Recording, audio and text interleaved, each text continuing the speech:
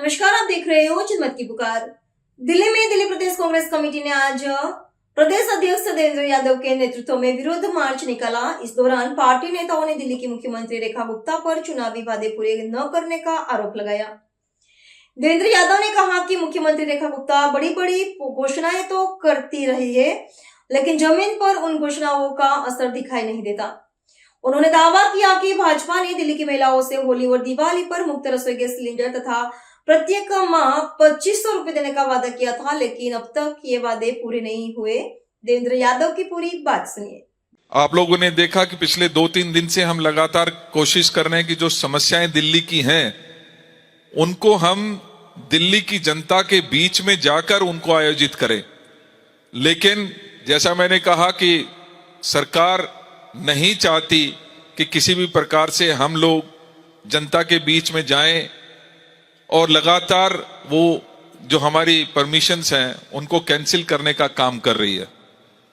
आज भी मजबूरन हमें जब रेखा जी की जबान की बात आई, जिसके बारे में आदरणीय काजी साहब ने, हारून भाई ने, अनिल जी ने, अभिषेक जी ने विस्तार से चर्चा की कि किस तरीके की बड़ी बड़ी बातें आदरणीय रेखा गुप्ता जी ने की, लेकिन धरातल पर उसका असर क्या है वो बिल्कुल जीरो नजर आता है।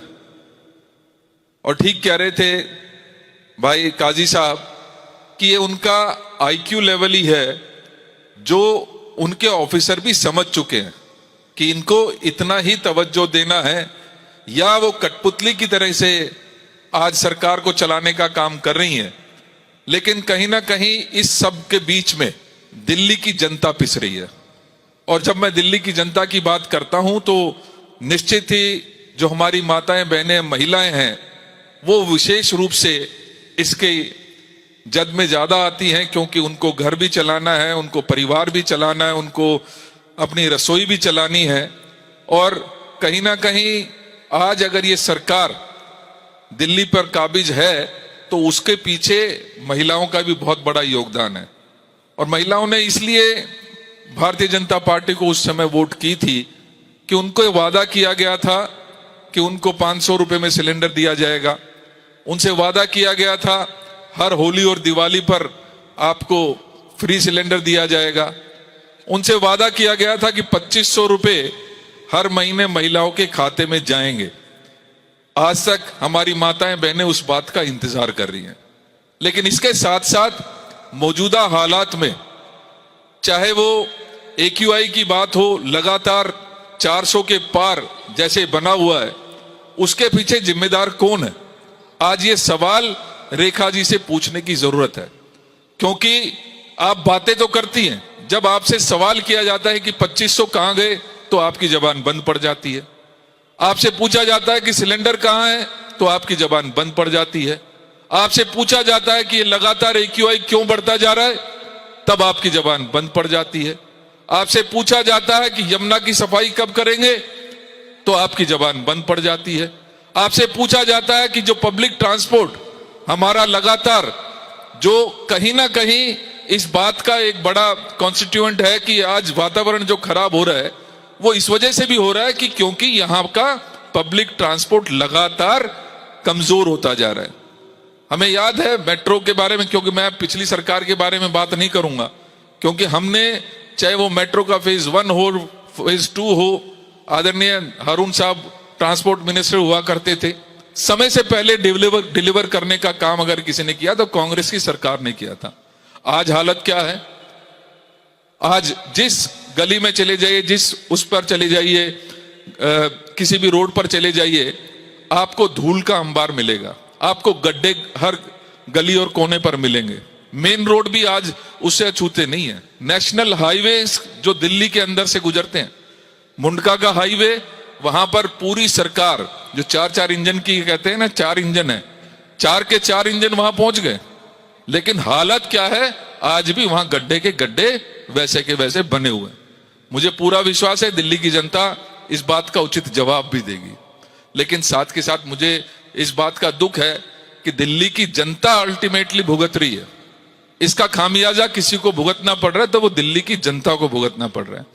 तो मेरा आज हम यहां प्रतीकात्मक रूप से रेखा जी को यहां पर लेकर आए हैं, इनकी लंबी जबान को लेकर आए हैं, जिन्होंने इन सभी समस्याओं, चाहे वो पब्लिक ट्रांसपोर्ट हो, चाहे रोड टूटे फूटे हो उनको ठीक करने की बात हो, डेवलपमेंट की बात हो, साफ सफाई की बात हो, आज किसी गली कोने में चले जाइए, आपको हालत इतनी बुरी नजर आएगी कि हर गली के कोने पर आपको गंद का ढेर मिलेगा।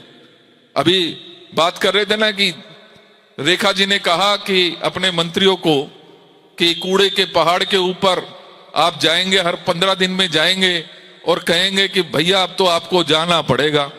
तो आज हर गली कोने पर मुझे लगता है अगर रेखा जी की बात इतनी सच है तो हमें भी संकोच नहीं करना चाहिए, हमें भी प्रयास कर लेना चाहिए उनके दिखाए हुए रास्ते पर। दिल्ली की मुख्यमंत्री हैं, कुछ सोच समझ के ही उन्होंने ये बात कही होगी। तो मैं बोलता हूं कि भैया वातावरण आपको ठीक होना पड़ेगा, आप सब साथ देंगे मेरा? और आज ही नहीं देना है, हर रोज देना है। वो तो 15 दिन में कह रहे थे। मैं आपसे उम्मीद करता हूं कि आपको भी अपनी गली में, अपने मोहल्ले में जाके कहना भैया वातावरण ठीक हो जा, तुझे तो ठीक होना पड़ेगा। और इसी प्रकार से जो हर गली के कोने पर कूड़ा पड़ा है उसको भी आपको जाके उसके सामने खड़े होकर कहना भैया कूड़ा तो आपको जाना पड़ेगा, भैया आपको तो जाना पड़ेगा। अगर रोड टूटी है तो वहां पर रोड पे भी आपने कहना रोड तुझे तो ठीक होना पड़ेगा। तो ये आज कम से कम इसकी शुरुआत हम वातावरण से कर सकते हैं। प्रदूषण तुझे जाना पड़ेगा, प्रदूषण भैया तुझे जाना पड़ेगा, प्रदूषण तुझे जाना पड़ेगा। उम्मीद है रेखा जी के दिखाए हुए रास्ते पर मुख्यमंत्री हैं तो बहुत उसके पीछे टेक्नोलॉजी लगी होगी। जैसे मोदी जी की याद है ना, थाली बजाने से कोरोना चला गया था। उनके मंत्री ने कहा था गो कोरोना गो। उनके मंत्री कह रहे थे गो कोरोना गो। तो ऐसे ही हमें अब इनसे तो कोई उम्मीद है नहीं भैया। तो ये जो फॉर्मूला इन्होंने दिया है, कम से कम हम अपनी गली, अपने मोहल्ले में इसकी वीडियो बना के जरूर हम और आप सब शेयर करेंगे। ये मुख्यमंत्री जी के इस पुतले को पूरी दिल्ली में नहीं घुमाने की इजाजत दे रहे, लेकिन हम इतना तो कर सकते हैं ना। तो कल से सभी साथी जो भी समस्याएं आपके सामने नजर आए उसके सामने खड़े होकर कहना भैया तेरे को तो ठीक होना ही पड़ेगा, भैया तुझे तो जाना ही पड़ेगा। अगर आपने हमारा अभी तक चैनल सब्सक्राइब नहीं किया है तो कृपया चैनल सब्सक्राइब कर लें, लाइक करें, शेयर करें, कमेंट करें। तो मिलते हैं फिर किसी और खबरों के साथ। नमस्कार।